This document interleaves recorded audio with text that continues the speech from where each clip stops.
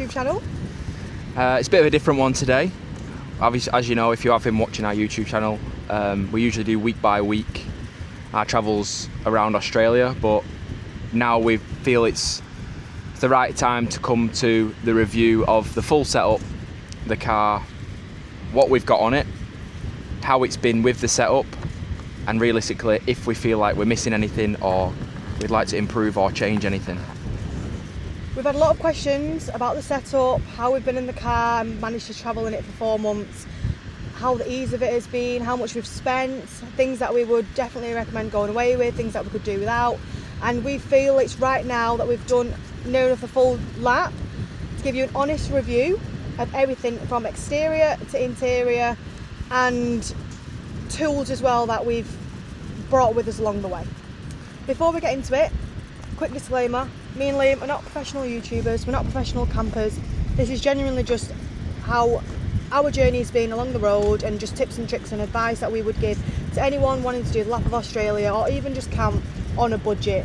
Yeah, we found when we was actually coming up to the build-up of this trip, we were trying to YouTube videos and check out people's builds and things like that, and everyone was spending way out of our price range, way over budget, like hundreds of thousands of dollars on a setup to go around Australia, which if you have the money is perfectly fine. But for us, this whole setup's cost around $30,000. So if that's kind of out of your price range, you can alter things that we have done. But we find that we've done everything that is necessary to the car to make it livable for an extended period of time. Me and Liam have been in Australia for nearly 2 years now, but prior to setting off and doing the lap of Australia, we've been saving up for at least 18 months. Not hard, we weren't hard saving, but like we were saving with the expectancy of going travelling. So with all the money that's gone into the car has been off our own back. We've earned our own money here, and we've put everything into the car. And we bought the car pretty much stock. If you watch our first YouTube video that we ever uploaded, we did call it the build series, but we were a bit new to YouTube and we didn't do any proper videos and things like that. But this car was essentially stock. We'll try and put a picture of it up here somewhere or up there, just to show what it really did start off like. And everything we're going to explain today is just showing what we have done to it ourselves, trying to do it ourselves. Very, very minimal amount of people doing anything to the car other than us. And be aware that we're not professionals at that either. Before we even got to Australia, we never even touched a car. Most we've ever done is put our spare wheel on to get our tyre repaired. That's probably about it. Yeah, let's get on with it. Let's get on with it. Well, starting off with the front of the car, we installed a winch, £12,000 winch on the front, just for winching needs, for instance, dragging ourselves out of mud or anything like that. We've also mined the bottoms. We've also done the two-way radio, but we'll go a bit more in depth in that when we get into the car. We fitted a snorkel. As you can tell, we fitted it ourselves with the letterbox underneath. We've also fitted the light bar, which we find helps see the side of the road as well as the spotties pointing down the road, so you get a bit more vision. So if any roos or anything like that do decide to run out in the road, at least you've got a bit of warning from either side. We were torn between getting a long range tank and other aspects of the car in regards to fuel, but we just found that we've already got stuff on the roof blocking the wind anyway, so an extra 2 Jerrys on the top, 40 litres, 120 litres of diesel in total was perfectly fine. Now, coming around this side, we've got a Yakima roof rack. I actually did get this fitted by somebody because it was about drilling the roof, things like that, just make sure it's watertight, I have warranty with it, everything like that. This is a 57 litre water drum. Now, that's for our shower, that's not for drinking, so we can put bore water if we wanted, we can put recycle water, anything like that. It's strictly for showering. As you know, if you haven't seen one before, this is a shower awning. It opens up like this and the cubicle comes down. We normally run a 6-socket extension from the other side to this side, and then we have a 12-volt shower just off eBay, $20. We run it from there for power, put the pump in there, and then shower from here. And if you do watch our previous videos on our YouTube, you will see us using it and showering it with it if you really are interested in what it looks like and how it's set up. As you can see with the ute, it's got a lift on it. I think it was about 2.5 inch, but due to all the weight that I put in the back, I actually installed airbags in the back just to help with that load and just so we're not hitting the bump stops all the time over corrugation and smashing the life out of the suspension. This canopy, again, previous YouTube video, me and Shanice fitted it ourselves. It's a flat pack aluminium canopy from MW Toolbox. You can get it fitted for $700, but we wanted to push the limits and really try and fit it ourselves and just try and do everything we could ourselves. Coming around to this side, I did fit just 2 small spotties here. They have a switch inside. These are just obviously for lighting on the floor and when you sat outside, because this is usually the side we sit on. With the tent that we have, obviously we've gone through pretty much all the accessories that we have fitted to the car on the outside, apart from obviously the tent. Now, the tent is the Motop Expander series. It's 135 wide, which is about the width of a double bed, and it's 2.2 meters long. Now, it's different than most tents, as you can see, because it expands this way as well. So it opens up like the regular pop tent, but then it has 2 poles on the inside that prop it open just to really give you that extra room. Everyone else sleeps with the head at the tight end in most rooftop tents, but we sleep with our head on this end just because of how much room. And it's also kind of like a headboard on a bed that you can just relax. This tent has, you'll see in a minute, has power, has lights, has charging sockets, everything. Now, if you come round to the front, just to add to what we also have on the outside of the car, as you can see, we have 2 Maxtrax. I know it's a 4-wheel drive, we just got 2 because we're cheap. And I've got a 200 watt solar panel on the top that is just from King's. It's the cheapest one I could buy, and it's worked absolutely perfectly throughout the whole trip. Again, previous video, we did actually fit some slow release gas struts on the back of the tailgate, so it does come down gently because it weighs a ton, and it did slam when I first got it. But to add extra onto the outside, we have the most difficult, the most awkward dirty bag ever to fit on any U ever in the world, but it was the only one available at the time that I could get with the limited time that we had before we had to leave. But it's just the King's dirty gear bag. This is our bin bag. It's just what we put all our rubbish in. It's great because it just keeps it off. I know obviously we have a bag there, but it does keep it just out of the way. And when you if you have like leftover food or anything like that, you just put it actually in a bin bag and then put it in there. It just keeps everything out the way.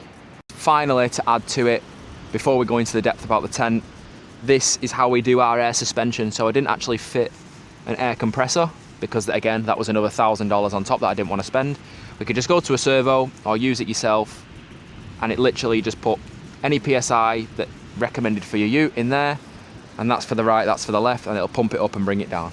With any tent, I don't care if anyone's watching this for a bit of an understanding of what to buy, the main thing you need to worry about is this ladder. And it seems so insignificant, but you can see how these steps are thicker. Try and look for any tent that provides steps that are this thick, because there is some tents that we had previous to this one has really thin steps, and it is the most painful thing to climb up ever in the world. And I don't know why it hurts so much, but it just does. So this is the inside of the tent. We have like a moon roof sort of thing there. There's the poles I was talking about before, so that folds inwards to here, flat. That's why we've made the bed like so. We've given it enough room to fold over. There, we just have a magnet for our phone. This is a light bar. We did actually flip it round. It's a bit easier on the eyes due to us lying this way. We just have utility pockets, everything inside. This is a little like opening at the side there where you can put air conditioning, but we're not that bougie. Up there, there's an extractor fan. Now, going inside a bit further, you have extra pockets here. It's got triple lining, so it's got like a soft layer here. It is blackout, and then obviously it's got the fly net on each window, as you can see there, with the fly net, with the rain fly at the top as well. Now, this is the power here. So they're not plugged in at the moment, but you have 2 USBs, 2 USB-Cs, a SIG socket adapter, and the lights on there as well. So it does come with an 80mm memory foam mattress, but due to us being on the road for so long, we wanted to make it extra comfortable, and it does close pretty well with it inside. But we have, just like the eggshell thing from Kmart, it was maybe $20, $30, but it's not a lot, but it's enough just to take that extra bit of hard shell off. But that's how thick the mattress is there, and we've been living on that, and it's been very comfortable. Like I've never woke up really too sore, unlike the other tent that was just so painful to wake up sometimes. You just feel like you've just slept on the floor essentially, because you nearly enough did.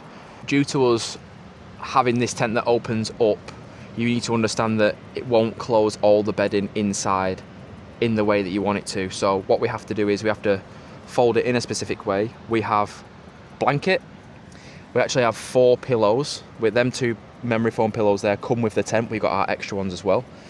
We have a heated blanket, and we call it a duvet, you can call it a quilt, you can call it a doona, whatever it is, we have that as well. So everything does close in here pretty well. It's just you need to understand that you're going to have to probably fold it a different way if you do want this style of tent. There is other tents that don't fold out this way, and you can put so much more bedding in there. You can have thicker mattresses and everything like that, but this is why you need to personalise it to you. What's going to make it easier for you. Tent does come with shoe bags as well. It does come with 2, and it has storage pockets on the outside for gadgets as well. We did go through a phase of trying to set up lights on the outside on this side to make it user friendly and things like that, but we've literally just got this one light from King's. You literally twist it, it's magnetic, comes on, turns off. It's a bit dead at the minute, but it just shines enough light on the ladder so you can come down if you need a pee in the night or whatever, and that's pretty much it. So that pretty much brings it to the end of the outside. Now I'm going to throw it over to Shanice, and she's going to run you through the inside, and also so in the side the canopy and also inside the front of the car, everything that we've done and how he's made it livable for the last 4 months.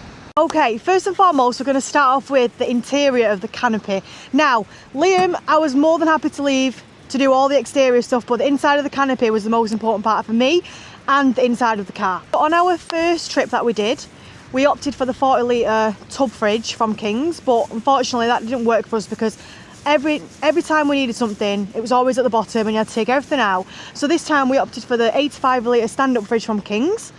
We've got the accessory Velcro sticker to it as well, which is also from King's.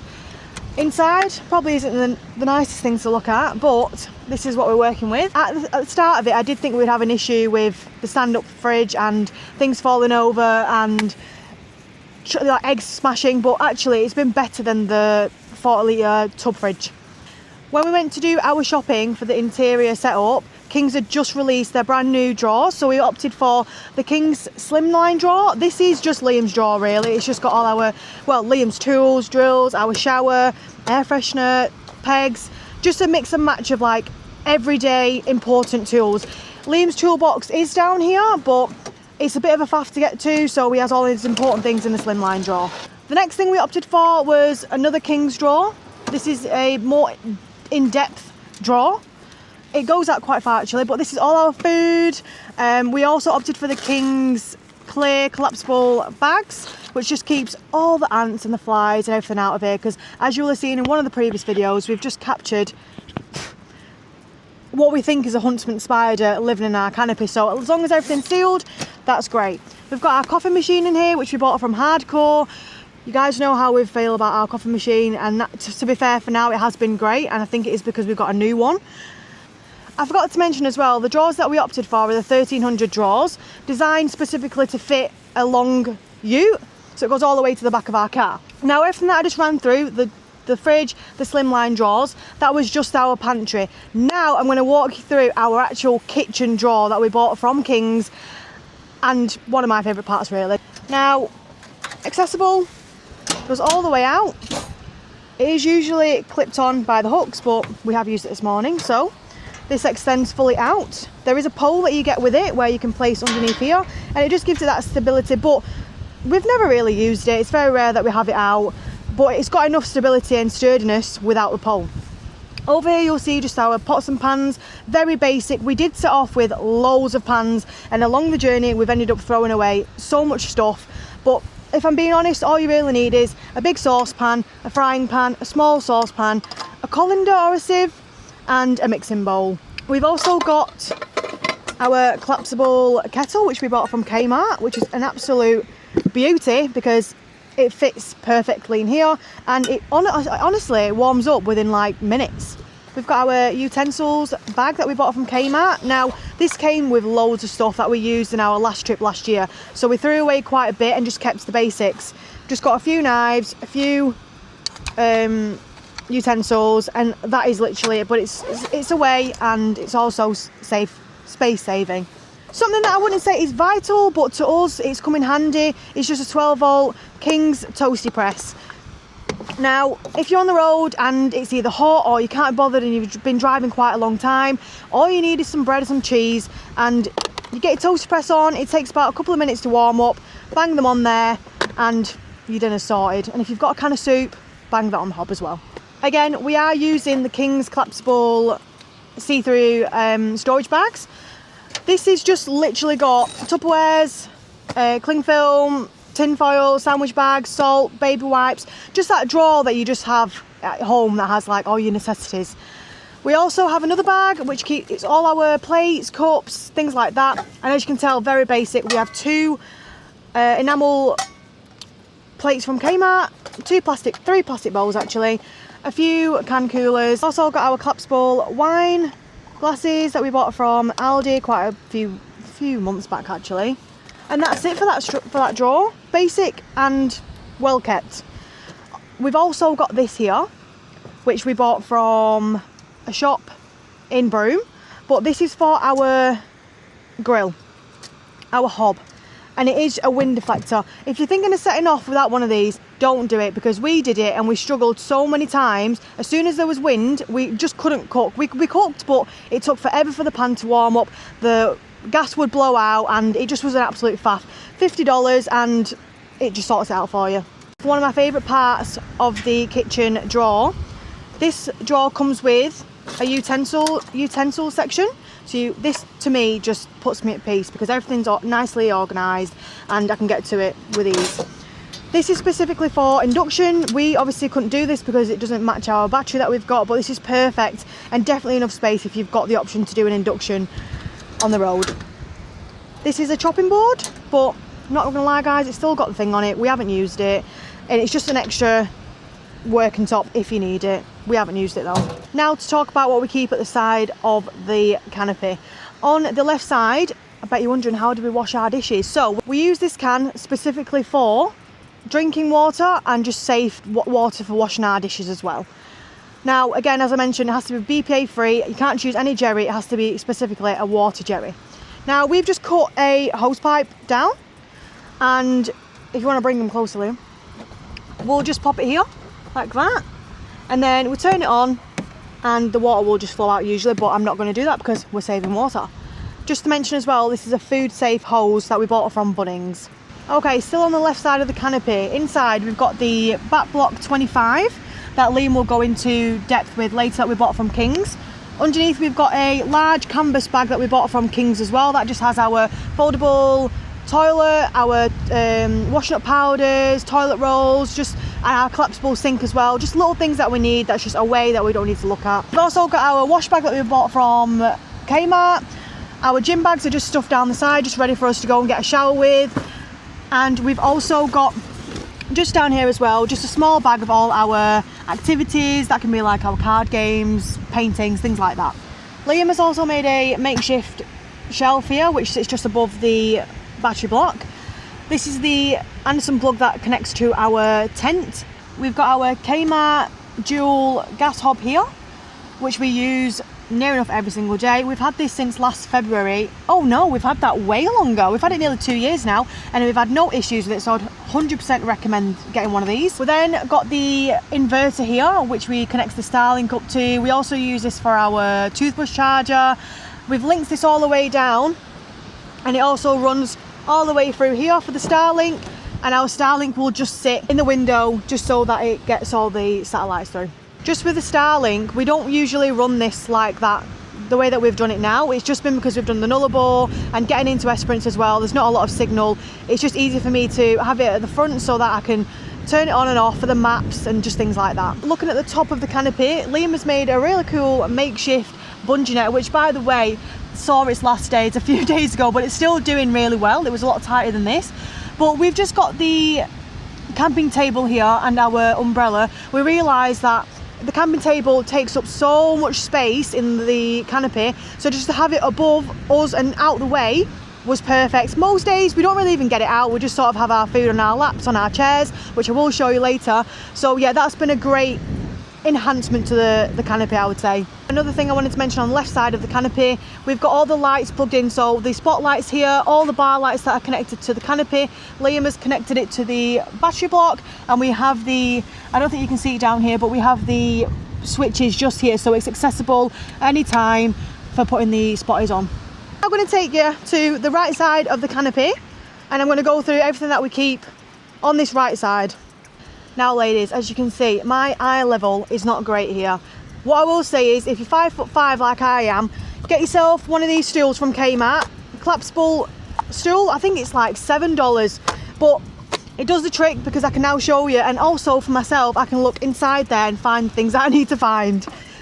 So going in on this side, on top of here, usually we keep our foldable camping chairs on top of here.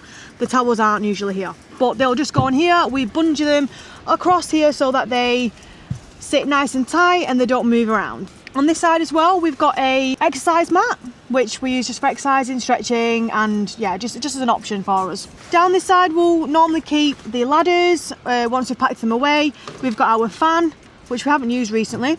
We've got our shopping bags, and then as we go further down this right side, you will find that you've got our hose pipe that we use for filling our jerrys up, our water cans and everything like that. We've got our axe accessible at all times for safety and just for firewood as well. We've got Liam's tool bag, and then underneath that you'll find our air compressor that we've also bought. Something that you probably will have seen in the corner here, there is another set of storage. Now, when I show you the interior of the car, you'll understand why we've opted to have 2 bags of storage at the back. And that's just simply because we've got tracksuits that we don't really wear every single day. We've got hiking bags, we've got trainers that we don't wear every day as well, so it's just good to have it away and not in the front with us. These bags are just the clear bags that you can buy from Kmart. We've got the biggest ones with zips, and as you can tell inside, it's simply just got exactly what I just said. We've also got our snorkels here as well. Our snorkel masks are all set away, and that is honestly the full tour of the canopy. Now, I know you're all probably wondering, Shanice, where do you put all your clothes? Where have you put all your skincare? How are you living in a car for this long without storage? Let me show you. Now, as you can tell, we've not got any seats in the back, and that's because we took them out. We opted to take them out and replace them with some good storage for our wardrobe and for all my skincare. The drawers that we opted for are the 500ml drawers from Kings. Now, this is plenty enough storage personally for the trip. You don't need any more than this.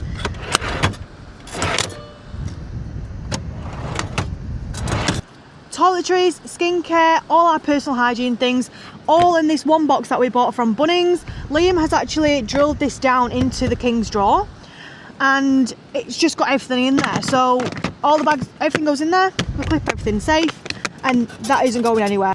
So at the back of our drawers, we do have a little bit of storage. So with that being said, I've got my jumper behind there, I've also got my trainers behind there, and to be honest, our towels that we use for the gym and just everyday showering just sit up there very nice and neat, and they're out of the way. Footwell on my side, I've got our laptop, I've got my Kmart Birks just to slip on and off, and I've also got a pair of joggers that I just keep there every day.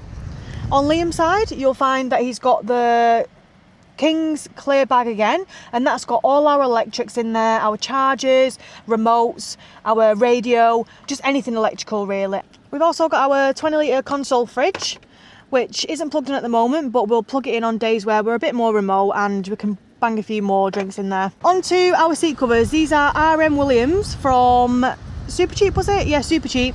And honestly, these have been the best seat covers that I've ever personally owned. It comes with the storage on the back, which is the netting, and in the back, as you can tell on both sides, is just our essentials. So Liam's side has got our toilet roll, our toothpaste, our lights, and our fly nets as well.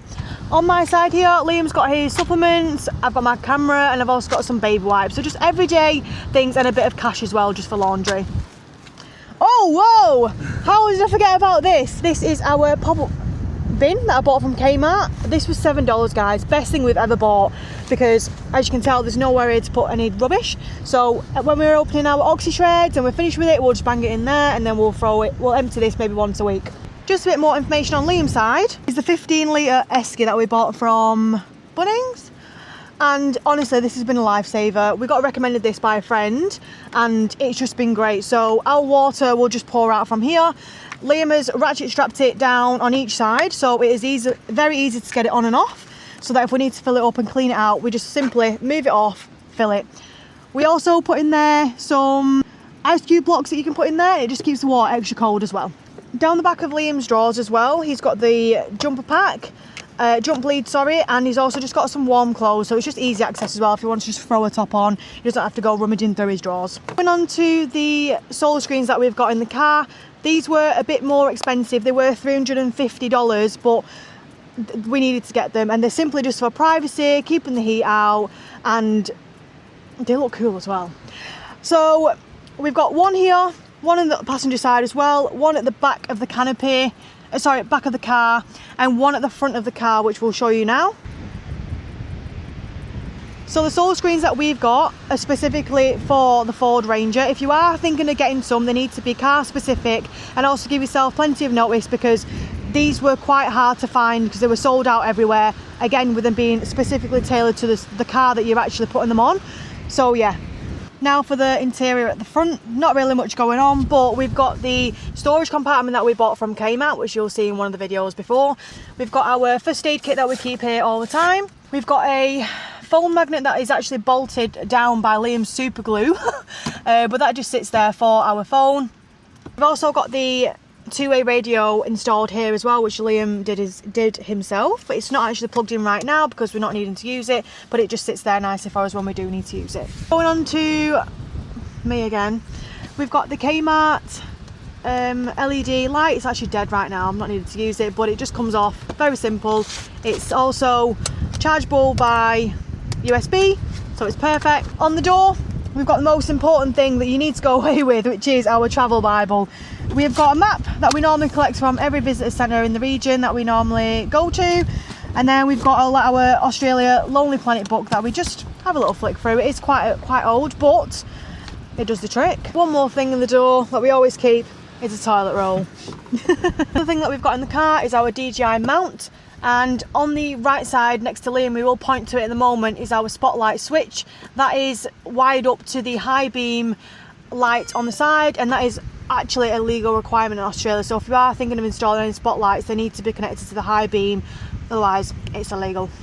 One thing that I will say that we should have set off with a lot sooner is these June 4-wheel drive deflators that we bought. Now, we got these from Anaconda. They're about $50. I think we got them on special, but you simply set your PSI, so you'll turn it around and set it to wherever you want it to be. You'll attach this to the valve on the tyre, and then you simply forget about it. Now, onto our camping chairs. We set off with some other camping chairs that we were kindly gifted to by Lucy and Blake, but we decided along the road that we needed to upgrade just because. I'm not going to give you a reason, I'm just going to show you. So these are the Oz Trail Resort 5s. We've got these from a camping shop in Broome. They do fold up very small and easily, and they'll just sit on the section that we showed you in the canopy. And this is why we bought it. It's literally why we bought it. You can have a nice little sun lounge, it's comfy, and most of the times, depending on how your trip's planned, you're going to be sat like this. So instead of sitting on the sand, you can sunbathe like this. So as Shanique's mentioned before, I'll go over the battery setup, just because I was the one that fitted it and it's just much easier for me to explain. This is a battery block 25. We got it for our first car, the Land Rover, and we'd found that it's just the easiest way, for me personally, because I'm not an electrician, to set up a battery in the back, and it's no wires like hanging around and all over the place. It's literally just a block. It's got the DC to DC charger in it, and it literally, you just plug solar panel in it, plug the alternator in it, and it just charges while you're driving. You can't really see too much, it is buried under there somewhere, but it has 2 USB ports, 2 USB-C ports, and it has a SIG socket. It also has a dead isolator switch on it as well. You check all the battery on the little screen, what the percentage is on, what voltage is going in, everything like that. I have actually wired it up to the primary battery, so when the car is running and when it's driving, the second battery charges off the alternator, just in case it is overcast one of the days and we don't have the solar pumping in as much. With the DC charger inside, it does snap between solar and the alternator, so if the car isn't on, it's not pulling off the alternator, so then it flicks to solar, and then, you know, it kind of detects what power is coming from where. The inverter that I'm running off the back is a 1500 watt sine wave inverter. Now, that inverter, I have glued it to the top of there because it was just kind of in the middle of nowhere. For the Starlink, you don't need that. There is an adapter that you can get that's a 6 socket. It only needs 165 watts at peak in order to run. 1500 watts is a bit overkill. However, we do charge the laptop and we charge the toothbrushes off it, which is more than enough power. On this Ford Ranger, it does have parking sensors too, which is a massive help, especially with the canopy and all the windows being blocked off at the back from reversing. And a piece that actually came on the car, which I think is just, if you haven't got it on a car and you go think about traveling, really consider getting it done, because it just is a lifesaver, especially when reversing in the dark. It's just this small spotlight here, and honestly, it's been absolutely brilliant. Like, as soon as you put it in reverse, when the reverse lights come on, that comes on. It just shines, just a beam of light behind you, and it just lights up behind you just in case, you know, you're going to run over a kangaroo or something. Because we have obviously gone through the whole car now, pretty much the final thing that we found has been a huge benefit to this car, because on the Land Rover we had the original awning that you had to roll out by hand, struggle putting the poles out and then messing around with it, and it was hard work, especially on a windy day like this. Like, it's not too windy, but it's windy enough for it to make the last awning hard work. Now, this is the 270 awning, Motop awning from MW Toolbox. We'll put the link below. Now, this is the Mark III, and as you can see with it underneath here, it is blackout, so it does stop a lot of sun. Yes, it does get a little bit hot when the sun is on it, however, it's just absolutely brilliant. It's severely waterproof, so if you do have it out in the rain, you're sheltered. Like I say, it goes right round the back, folds completely round the side. We just usually clip it onto the hole in the canopy here, pull it tight like so, and then you get the front piece. You just walk it round, nice and easy. Definitely a one-man job, no need for having two people to do it. And literally, you can, if you have a bull bar or anything, you can find a way to strap it down to the front of that. But we just walk it round to the front, like so. And this is one of my favourite parts of the whole car. I literally just put a small loop here on the front of the roof rack, so I can just clip it on, and then we pull it tight, and that's it. The awning's pretty much fully deployed. It does have legs, and it does come with extra legs as well, but it is a freestanding awning. Now, the legs are under here, strapped underneath, other legs here. It comes with a USB strip light underneath, and these two do pop up to help the rain flow if it does rain. It does also have four pull down points, so you tie them down there, and that also helps the rain flow off the front. And it also has 4 other tie down points for the legs, so when we do deploy the legs and put them down, you can tie them down into the floor. It also comes with this little storage bag, which we've had a lot of people saying they love this bit. We don't really use it, but it folds out like so. And if you do have an iPad, you put your iPad in here, watch TV. If you're having a speaker or whatever you want to do, you put your speaker in here. You just put all these different things inside, and it does also move all the way to the other side and all the way across to the other side as well. So I'll pass it over to Shanice, and she's now going to show you how we pack the tent away and if you think it's easy or not. Liam will have showed you before how we pack the tent, but this is the best way to pack everything and it goes smoothly. So we're going to start off with unzipping all the fly nets. This is the best way that we've found works for us. And I'll do the same as well on the other side. Our pegs in that we get, and you get two, one on each side. The next part is putting our poles down, and these are extended. They'll go in our Velcro straps, and then this is the tricky part. Ready? So I tend to lift this up first, which brings this up. I'll bring this down, and I'll exit. I'll bring the other strap on the other side up, like that. Tuck everything in again.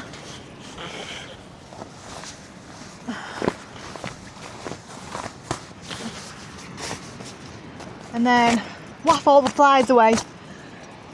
And then everything goes down. Easy as that.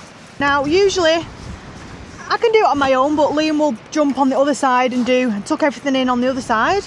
But for video purposes, I'm going to do it all. Because we've got our bedding inside, there is a lot of air flowing underneath and it doesn't help with the wind. So what I would usually do is I would just get on the tent, give it a little walk around, just to get the air out. One thing I did also forget to mention on the outside is this strap does fly around in the wind. So Liam did a little makeshift bungee holder for our strap, and it's been absolutely brilliant. It keeps it straps down and it doesn't bother us through the night. We'll just pop these on here, and these just nicely go on. Same again on this side, just like that. And then I get down. Packing the ladders away. One of the easiest jobs actually. You got these little toggles on here, and you just slowly make your way down the ladder.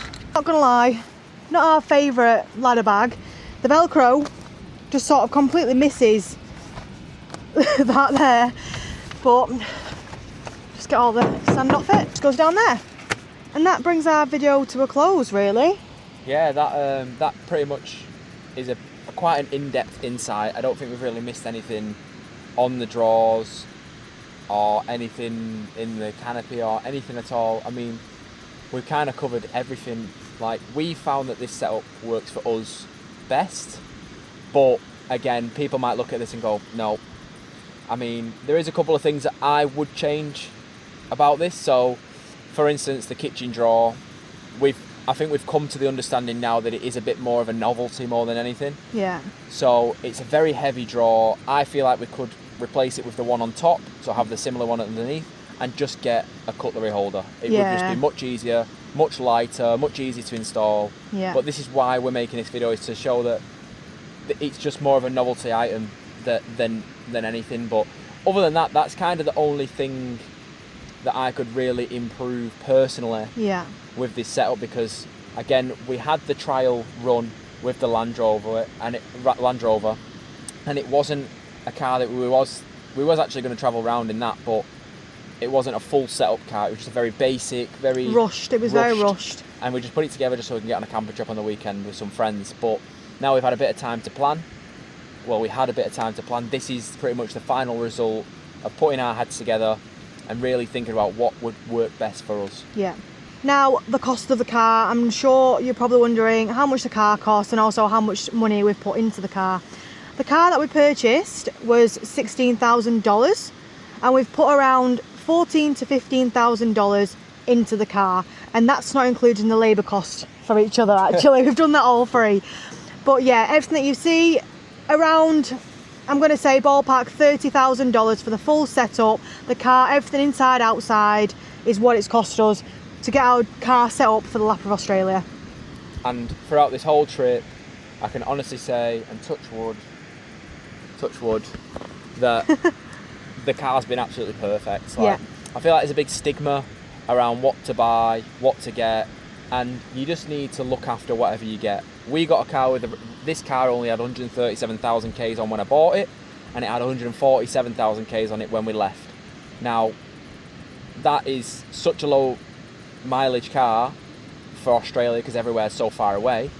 I feel like we got a really good deal, and up to now it has no issues at all. I mean, we had a battery issue a while ago, but that was because I put the wrong battery in it. It wasn't actually to do with the car. Again, there's a lot of stigma around what car to buy. Everyone goes about Hilux and things like that, and yeah, that's all well and good. If you've got the money to get a Hilux, buy a Hilux by all means, but just make sure if you want a wagon, set the wagon up in a way that you want the wagon setting up, the SUV. If you want a ute, think about what you want. If you want a tray back, if you want a well body or anything like that. Yeah. I did want a tray back, but price wise, the well body was the cheaper option. Yeah. So with that being said, about $30,000 to $31,000 all up for this car, and it's been absolutely perfect with the setup, with everything. The only thing I would change is just tiny things, but it doesn't actually need changing. It's more just picky stuff that I think if I had to change something, that'd be what I'd change. We are due to arrive home in the next 2 weeks-ish, and when we get back home, we are going to do a Q&A separate video. So if anyone's got any questions that they want to ask, anything about our journey, our car setup, anything to do with our trip really, please comment below, because we're more than happy to answer any questions in there. And yeah, I hope you've enjoyed the video. Hope it's been knowledgeable for you. Hope it's been as in-depth as you want. And yeah, just don't be too scared about having the perfect setup. We really tried getting it perfect, and you're never ever really going to find perfection unless you're spending tens, if not hundreds of thousands of dollars, and even then there's still little things that's wrong with it. So get the setup you want, have an idea in mind, get it built the way you want to build it, and then just send it around Australia. That pretty much brings the video to an end. That's everything we can give, all the information we can give. And yeah, it's sad to say what we're going to say, but as we are returning home in 2 weeks, and then we will be leaving the country a couple of weeks after that, we are actually putting this car up for sale. Now, if you've seen our footage and you want to maybe buy this car as well, then it'll be up on the Facebook page of Shanice. Yeah. It'll be on Marketplace, and if you want a car fully set up and you just put your clothes in and go, then this car will be for sale, because we are leaving the country, I'm afraid. Yeah. And we were going to keep the car, and I was very against selling it, but Liam is right, like we can't keep the tent closed for such a long period of time. Like the awning would normally be okay, but to keep the tent closed for 2 to 3 months is probably not logical, especially for how much we've spent on it. So unfortunately, I think it is the right decision. And we just want someone else to enjoy it Yeah. the way that we've enjoyed it. Like, it seems silly to have a car that's so well built to do any task you give it. And we've put all our time into it as well, so I think we've got that personal like attachment to the car. It just seems a waste for it to be sat there collecting dust, or just being used to go to and from work, when we can let somebody else who may be flying over from wherever overseas to actually use this beast as much as they want, as we want someone to use it. And if you are interested, feel free to comment on the video as well. I'm more than happy to reach out privately, because I don't think I'm going to put this isn't going to be on Facebook until the end of January, I think. So, and this video will have been posted before that. So yeah, without rambling on too far, I suppose. You don't forget to hit the thumbs up. Subscribe, because it may be the end of the journey in Australia, but the journey's definitely continuing after that as well. This YouTube is going to be just our little diary for years to come, for the future, for kids, for friends and family. You never know, someone might sponsor us in Australia to do another lap in a caravan. We don't know what will happen. We don't know.